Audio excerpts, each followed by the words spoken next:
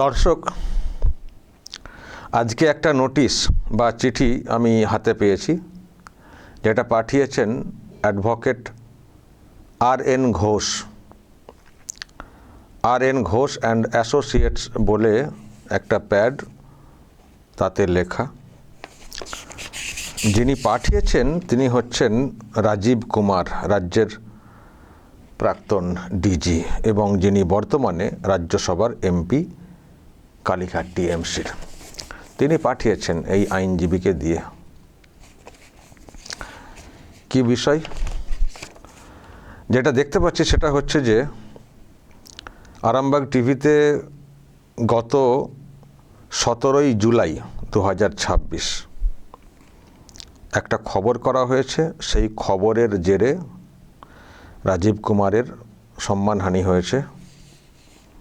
তো সেই খবর তুলতে হবে, ক্ষমা চাইতে হবে। এই নোটিশ হাতে পাওয়ার 48 ঘন্টার মধ্যে, ওকে, মানে এই টাইপের সব বলা হয়েছে। 48 ঘন্টার মধ্যে এই করতে হবে, সেই করতে হবে বলে একটা বিরাট ফিরিস্তি 3 পাতার। রাজীব কুমার ওনার আইনজীবীকে দিয়ে এই চিঠি বা নোটিশ, আইনি নোটিশ যাই বলি না কেন, সেটা পাঠিয়েছেন। ক্ষমা চাইতে হবে বা তুলতে হবে, আরও সব অনেক পয়েন্ট সব বলা হয়েছে। এখন দর্শক, কি করব সেটা আমি এখনই নিজেই সিদ্ধান্ত নিচ্ছি না, নিতে চাইও না। আমি চাই এই যে আইনি নোটিশ, সেটা আইনের জায়গাতেই আগে রাখবো, মানে আমার যারা আইনজীবী আছেন তাদের কাছেই রাখবো। তারা কি পরামর্শ দেন সেই মতোই চলবো, তাই তো। ফলে 48 ঘন্টার মধ্যে সবটা যে আমার হয়ে উঠবে সেটা বলতে পারছি না। আমি থাকি আরামবাগে, আর আমার যারা সব আইনজীবী আছেন তারা থাকেন কলকাতায় ম্যাক্সিমাম। এখানেও আইনজীবী আছেন। আইনি লড়াই করতে করতে রাজ্যের বিভিন্ন প্রান্তের আইনজীবীদের সাহায্য নিতে হয়েছে। কিন্তু যেহেতু এটা মানে একেবারে বড় ব্যাপার, তো সুতরাং কলকাতা হাইকোর্টের আইনজীবীদের মাধ্যমেই নিশ্চয়ই রিপ্লাই দিতে হবে, যদি দেওয়ার থাকে। তো সেই জন্য একটু কলকাতা যেতে হবে। ফলে 48 ঘন্টার মধ্যে মিস্টার আর.এন. ঘোষ, আমি পেরে উঠবো না হয়তো রিপ্লাই দেওয়ার, একটু অপেক্ষা করতে হবে। রাজীব কুমার, আপনাকেও একটু অপেক্ষা করতে হবে। আইনজীবীকে বলবেন, যেহেতু অনেকটা দূরে থাকি, সব কিছু এই সময়ের মধ্যে করে ওঠা সম্ভব না। আপনি যখন আইনি নোটিশ পাঠিয়েছেন তখন আমিও আইনের ব্যাপারটা জেনে যা করার করব। ফলে একটু ওয়েট করতে হবে, এত তাড়াহুড়ো করবেন না। আর আমরা সব আইন মানা লোক, আমরা পালিয়ে যাওয়ার লোক না, লুকিয়ে পড়ার লোক না, আমরা সামনাসামনি লড়াই করার লোক, ওকে। তো সুতরাং এত চিন্তিত হবেন না। রিপ্লাই পাবেন। যদি আমি ক্ষমা না চাই, ক্ষমা না চাওয়ার মতো যদি কিছু না থাকে, কেন ক্ষমা চাইব? তো চিঠি যখন দিয়েছেন রিপ্লাই পাবেন আশা করি। তো একটু ওয়েট করতে হবে। এবার দর্শক একটু বলি যে কি বিষয়। আমি তো অনেক খবর করি, ভুলেও যাই কি খবর করেছি। এটা 17ই জুলাই, এখন আগস্ট চলছে, আজকে 15 তারিখ হয়ে গেল। ফলে মানে হঠাৎ করে মনে পড়াটা মুশকিল।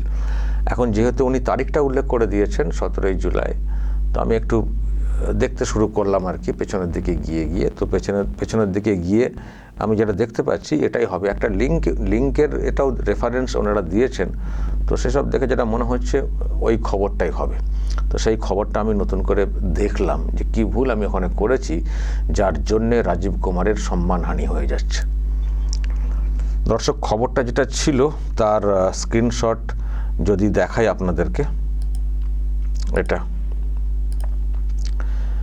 বিজেপিতে আসতে চেয়েছিলেন রাজীব কুমারও। তারপর নিচে লেখা, বিজেপিটা মগের মুলুক না, রাজীবকে বার্তা শুভেন্দুদের। তবে অন্য একজন আসতে পারেন বলে একটা খবর করেছিলাম, মানে লেখাটা দিয়েছিলাম। তখন এটাতেই নাকি ওনার আপত্তি হয়েছে। এবং ওখানে আমি আরেকটু পড়লাম, আমি দেখলাম, আমি আরও নিশ্চিত হলাম যে হ্যাঁ এটাই, এই খবরটাই। কারণ ওখানে বলা হচ্ছে যে কি প্রমাণ আছে বিজেপিতে জয়েন করার, কোন সূত্র, কোন সোর্স, এ তো সম্মানহানি হচ্ছে, উনি যাওয়ার জন্য কোনো চেষ্টাই করেননি বা এরকম কোনো ব্যাপার হয়নি, কারো মাধ্যমে কোনো বার্তাও পৌঁছাননি, তো কেন ওনার নামে খবর? আর এর সঙ্গে যেটা উল্লেখ করেছেন সারদা কেসে, যেহেতু ওখানে বলেছিলাম যে সারদার যে কাণ্ডটা ঘটেছিল সেখানে তথ্য প্রমাণ লোপাটের একটা অভিযোগ ছিল, তো সেই কথা কেন বলেছি ওটাও দেখলাম বলতে চাওয়া হয়েছে। তো মোদ্দা কথা 3 পৃষ্ঠার ওই দুটো পয়েন্টই যেটা বুঝছি, একটা হচ্ছে যে উনি বিজেপিতে যেতে চাননি, কেন তবু বলা হয়েছে, কোন সোর্সে, কেন এরকম বলা হয়েছে, ফলে ওনার পলিটিক্যাল যে বিষয়টা সেটাকে মেলাইন করার চেষ্টা হয়েছে, এটা একটা। আর সারদা কাণ্ডে ওনার অভিযোগ কি এমন পেয়েছেন যে বলতে চেয়েছেন ওখানে যে তথ্য প্রমাণ লোপাটের ব্যাপার আছে, তো এটা আপনি কোত্থেকে পেয়েছেন? এই হচ্ছে মধ্যে কথা দুটো বক্তব্য, ফলে এই কথা বলাতে অসম্মানের ব্যাপারটা হয়েছে, এটা হচ্ছে ওনাদের মানে বিষয়, সেজন্যই ক্ষমা চাওয়ার কথা বলেছেন। এখন দর্শক, প্রথম কথা একটা বলি, যদি এই রকম ছোট ছোট ক্রিটিকে আইনি নোটিশ পাঠানোর মানে ইচ্ছে জন্মে যায়, তাহলে রাজীব কুমারকে আমার ছোট্ট একটা পরামর্শ, আপনি পলিটিক্স ছেড়ে দিন। প্রথম কথা, পলিটিক্সে যা হয় এবং যা সব হচ্ছে, আমি যে একেবারে অড কিছু একটা বলে ফেললাম এইরকম বাস্তবে হয়ই না, সেটা তো না। আমরা তো চোখের সামনে দেখলাম যিনি এত নীতি কথা ফলাচ্ছেন, এইরকম নীতি কথা বলার অনেক লোককে আমরা দেখলাম। তাদেরকে আমরা কি দেখলাম? প্রকাশচিক বড়াইক, তৃণমূলের রাজ্যসভার ওই যে পদ, সেখান থেকে পদত্যাগ করে বিজেপিতে জয়েন করেছেন, বিজেপির টিকিটে এমপি হয়েছেন। সুখেন্দু শেখর রয় একই কেস, সুস্মিতা দেব একই কেস, উনিও টিকিট পেয়ে মানে দল ছেড়ে এসছেন ওখান থেকে। কোয়েল মল্লিক, উনিও পদত্যাগ করেছেন। তো এখনও ওনার মানে ওই পর্বটা শেষ হয়নি, মানে ওনার আসনে এখনও পূরণ হয়নি, ভোটও হয়নি, ফলে ওই দিকেই এগোনোর কথা, দেখা যাক কী হয়। তো এইগুলো তো মানে সবার কাছে পরিষ্কার হয়ে গেছে যে এরকম চলছে। তো যখন এইরকম সব আশার ব্যাপারটা চলছিল এবং একটা পলিটিক্যাল কৌশল বিজেপির মধ্যে ছিল, সেটাও আমরা অনেকেই বুঝতে পেরেছি। তো সেই ক্ষেত্রে রাজীব কুমারের সম্পর্কেও একটা খবর এসছিল, একটা গুঞ্জন তৈরি হয়েছিল। তো সেটা গুঞ্জন আকারেই কিন্তু বলা হয়েছে খবরটা, যে উনিও কিন্তু চেষ্টা করেছেন, তবে অন্যদেরকে নেওয়া হলেও ওনাকে নেওয়া যাবে না, এটা হচ্ছে শুভেন্দুদের স্ট্যান্ড। যে বাকি আরও অন্যদের ক্ষেত্রে কনসিডার করা যেতে পারে, কিন্তু রাজীব কুমারকে এন্ট্রি দেওয়া যাবে না। আমি এই কথাটা বলেছিলাম, কারণ আমার কাছে সূত্রে একটা খবর এসেছিল যে হ্যাঁ, রাজীব কুমারও চেষ্টা করেছিলেন, কিন্তু শুভেন্দুদের বিরাট আপত্তি আছে, সেই জন্য ওনাকে নেওয়া হচ্ছে না। এটা সূত্রের খবর। এরকম পলিটিক্যাল অনেক সূত্র আছে, অনেক খবর আসে, অনেক মিলে যায়, অনেক ক্ষেত্রে পিছু হটে যান কেউ, আবার এমনি বলাও যায় যে অনেক ক্ষেত্রে মেলেই না।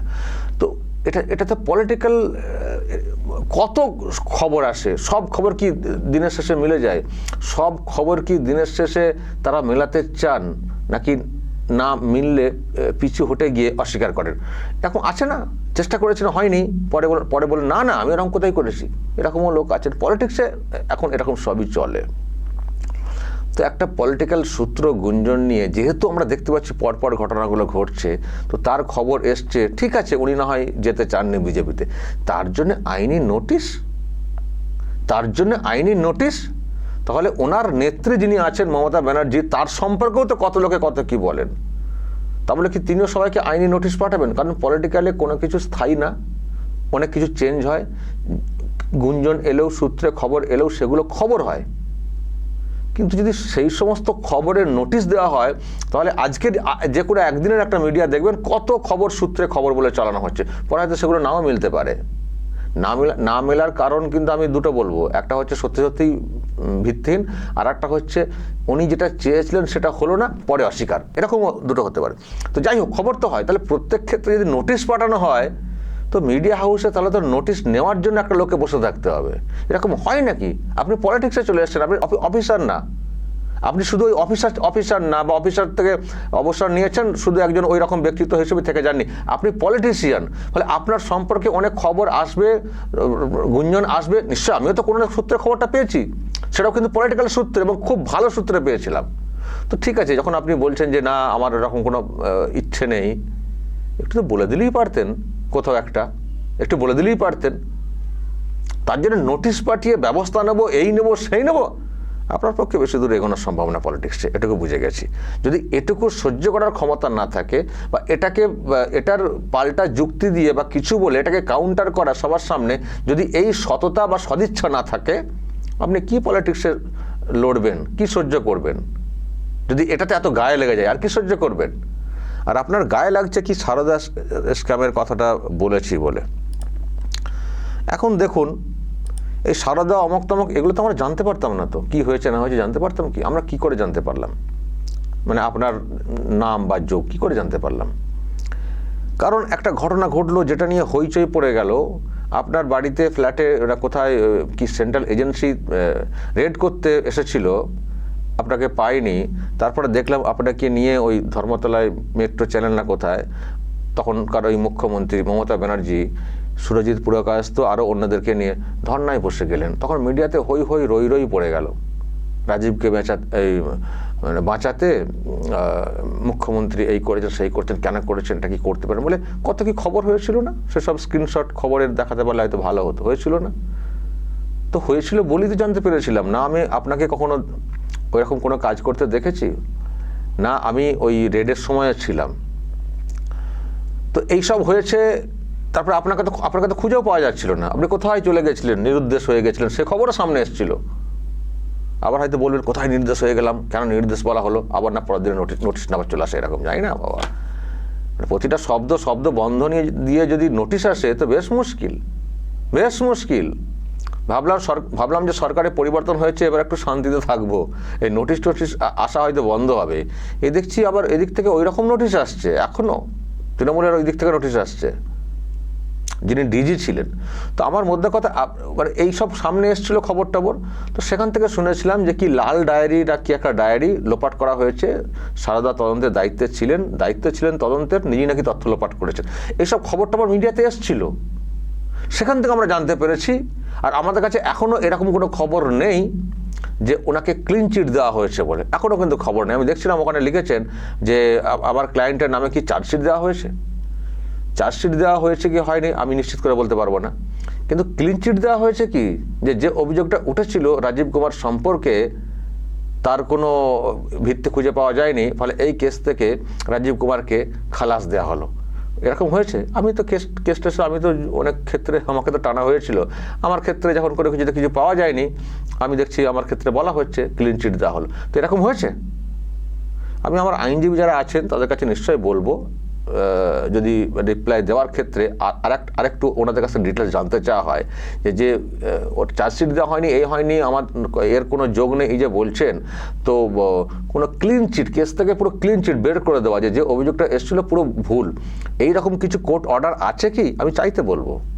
যদি সত্যি এরকম কোর্ট অর্ডার থাকে যে ওনার বিরুদ্ধে কোনো কেস নেই, কোনো অভিযোগ নেই, ফালতু একটা অভিযোগ আনা, মানে ফালতু একটা বিষয়, অভিযোগ বলে মানে কোনো ভিত্তি নেই, ফালতু অভিযোগ আনা হয়েছিল, যদি এই অর্ডার দেখাতে পারেন ওনার আইনজীবী, আমি নিশ্চয়ই ক্ষমা চাইবো। তবে ক্ষমা চাইবো বলতে আমি ক্ষমার চাওয়ার কি কাজটা করলাম, আমি বলেছি অভিযোগ আকারে, আমি নিশ্চিত করেও বলিনি। তো তাও আমি বলছি আগে ক্লিন চিটের এটা দেখান না, তারপরে তো এইসব প্রশ্ন উঠবে ক্ষমা চাওয়ার বিষয়টা, তাই না? আমি আর একটা কথা বলবো, আমাকে তো ধরিয়ে দিলেন অমক তমক, যে এরকম বলা হয়েছে। আচ্ছা, সবাইকে কি এরকম নোটিশ পাঠানো হচ্ছে যারা ওই সারদা কাণ্ডের বিষয়কে লিঙ্ক করে রাজীব কুমার সম্পর্কে কিছু বলার চেষ্টা করেছেন? সবাইকে এরকম নোটিশ পাঠানো হচ্ছে নাকি আমাকে একটু মরাপাড়া পেয়েছেন, শফিকুল ইসলাম ও তো একটু থাকে, রিমোট এরিয়ায় থাকে, ওকে একটু ভয় দেখানো যায়, চলো ওকে নোটিশটা পাঠাও, মানে শুধু আমাকেই পাঠাচ্ছেন না সবাইকেই পাঠাচ্ছেন? মিস্টার কুমার একটু জানাবেন তো, একটু জানাবেন। কারণ আমি বলছি, আমি একটা খবরের লিঙ্ক একটু দেখাতে চাই। এই হচ্ছে খবর TV9 বাংলার, যখন ওই রাজ্যসভার এমপির বিষয়টা হচ্ছিলেন তখন খবরটা সম্ভবত। বিজেপি বলছে সারদার পুরস্কার, রাজীব কুমারকে নিয়ে কি যুক্তি তৃণমূলের? সারদা চিটফান্ড মামলা তো নাম জড়িয়েছিল তাঁর, তার বাসভবনে যখন কেন্দ্রীয় সংস্থা তল্লাশি চালাতে যায়, তখন মুখ্যমন্ত্রী মমতা বন্দ্যোপাধ্যায় কীভাবে ধর্নায় বসেছিলেন সেই ছবি অনেকেরই মনে আছে। অবসরের আগে সেই রাজীব কুমার ছিলেন রাজ্য পুলিশের ডিজি। আমি শেষ অংশটা একটু পড়ে শোনাই। কেন রাজীবকেই বাছলেন মমতা? এই প্রসঙ্গে বিরোধীদের যুক্তি, সারদাকাণ্ডে রাজীব কুমারের যে ভূমিকা ছিল প্রার্থী করে আসলে তারই পুরস্কার দেওয়া হলো। বিজেপি নেতা তথা কেন্দ্রীয় মন্ত্রী সুকান্ত মজুমদার বলেন, প্রাক্তন আমলা রাজীব কুমারকে পাঠানো হচ্ছে কারণ সারদাকাণ্ডে লাল ডায়েরি এবং অন্য ক্ষেত্রে তার যে ভূমিকা ছিল তার পুরস্কার দেওয়া হচ্ছে এবার। সুকান্ত আরও বলেন, মমতা বন্দ্যোপাধ্যায় জানেন তিনি যদি মুখ খোলেন তাহলে বিপদ, তাই মুখ বন্ধ রাখার জন্যই এই পুরস্কার। আচ্ছা, এই কথাগুলোর অর্থ কী? রাজীব কুমার ক্লিন চিট পেয়েছেন এরকম এর অর্থ, নাকি তাকেও কোথাও একটা ওই জড়িত, যেটা আমি বলছিলাম সেরকম বিষয়কে সামনে রেখে এই কেন্দ্রীয় মন্ত্রী বক্তব্য দিয়েছেন? নোটিশ পাঠিয়েছেন, ডক্টর সুকান্ত মজুমদারকে নোটিশ পাঠিয়েছেন যে এরকম কথা কেন বলবেন, আপনি কেন বলবেন? এই যে কি লাল ডায়েরি অমক তমক তার ভূমিকা নিয়ে এই যে একটা সন্দেহজনক ব্যবস্থা কেন বলবেন, তাকে নোটিশ পাঠিয়েছেন। আমি এই যে যিনি আইনজীবী, তার কাছে আমি জানতে চাইবো যে সকলকে নোটিশ পাঠানো হচ্ছে নাকি। চেষ্টা করবো আমার আইনজীবীকে দিয়ে বলার, RN ঘোষ, যে ওনাকেও নোটিশ পাঠানো হয়েছে। শুধু উনি কেন, লাগাতার কত মানুষ কত বলেছেন, কত খবর বের হয়েছে, সবাইকে নোটিশ পাঠানো হচ্ছে নাকি শুধু শফিকুল ইসলাম? জানি না, দেখা যাক। তবে এই যে বলছেন যে আমার ক্লায়েন্ট বিজেপিতে যাওয়ার কোনো চেষ্টাই করেনি, এসব বলাটলা হয়েছে। আমি আর একটা খবর দেখলাম পরের দিকে এসে, এটা ছিলেন 21শে জুলাইয়ের মঞ্চে, এবার কাকলির পাশে বসে রাজীব কুমার, তুঙ্গে জল্পনা। কি এটা এবারই হবে? এবার কি তবে মমতার হাত ছাড়বেন রাজীবও? আচ্ছা, কাকলি ঘোষ দস্তিদার এখন কোন অংশে রয়েছেন, কোন টিএমসি? উনি তখন NCPI না কি দলে? তো তার সঙ্গে কেন মিট করছেন? বা কি কাকলির পাশে বসে, মানে এগুলো কেন করছেন? এত সৎ রাজনীতিক যে দল করছেন সেই দলেই থাকবেন, আর উল্টো দিকে যারা চলে গেছেন, এই কাকলি ঘোষ দস্তিদার যিনি একজন লিডার ওই উল্টো দিকে নিয়ে যাওয়ার ক্ষেত্রে, তো তার সঙ্গে মিট করলে প্রশ্ন জাগবে না? এত সৎ নিষ্ঠাবান পলিটিশিয়ান হিসেবে নিজেকে জাহির করছেন, সেখানে এই রকম এর সঙ্গে মিশে জল্পনা কল্পনা নিজেই তৈরি করছেন, আর সেই সব নিয়ে একটা দুটো খবর যদি হয়, নোটিশ। তারপরে এই যে মিডিয়া খবর করেছে, এটা সম্ভবত প্রতিদিন নোটিশ পাঠাচ্ছেন, তো যে এই যে জল্পনা কল্পনা তৈরি করছেন, মানে এটা হয়? পলিটিক্সে পা ফেললেই খবর, পলিটিক্সে কোথাও একটা পা ফেললেই খবর, একটা অন্য ইকুয়েশনের গন্ধ পেলেই খবর। এটাই তো পলিটিক্স, এবং মিডিয়া তো এইগুলো তো করবেই। তো তার জন্য এত বড় 3 পৃষ্ঠার একটা নোটিশ, 48 ঘন্টার মধ্যে এই করতে হবে সেই করতে হবে, নাহলে বিরাট একেবারে হুঁশিয়ারি। আবার বলছি, একটু ওয়েট করুন, এত খেটে নোটিশ পাঠিয়েছেন, একটু ওয়েট করুন, আমরাও একটু ঘেটে নিই আইনজীবীকে দিয়ে। মিস্টার রাজীব কুমার, আপনি জানি না এখন কোথায় আছেন, আপনার ওয়াইফও তো এখানে কোনো একটি পদে ছিলেন, তাকে তো সরকার থেকে হটতে বলা হয়েছে, যে আপনাকে আর পছন্দ করা হচ্ছে না, আপনি যেতে পারেন, চলে গেছেন। আমি শুনছি যে আপনারা নাকি সব নয়ডাবাসী না দিল্লিবাসী হয়ে গেছেন, তো সেখান থেকে এখনও ঝাঁঝ কমছে না শফিকুলদের বিরুদ্ধে ব্যবস্থা নেওয়ার জন্যে। ওকে, আপনার আইনি অধিকার আছে, আপনি করেছেন, নোটিশ করেছেন, ভালো কথা, চালান। এবার আমি একটু আলোচনা করে নিই, উত্তর নিশ্চয়ই পাবেন। আর আমার যদি সত্যি ভুল ধরা পড়ে, আমি অবশ্যই ক্ষমা চাইব। আগে কি ভুল সেটা তো আগে নিজে একটু যাচাই করে নিই, তারপর তো, তাই না? দর্শক বলবেন যা বলার, এবং নজর রাখবেন আরামবাগ টিভিতে।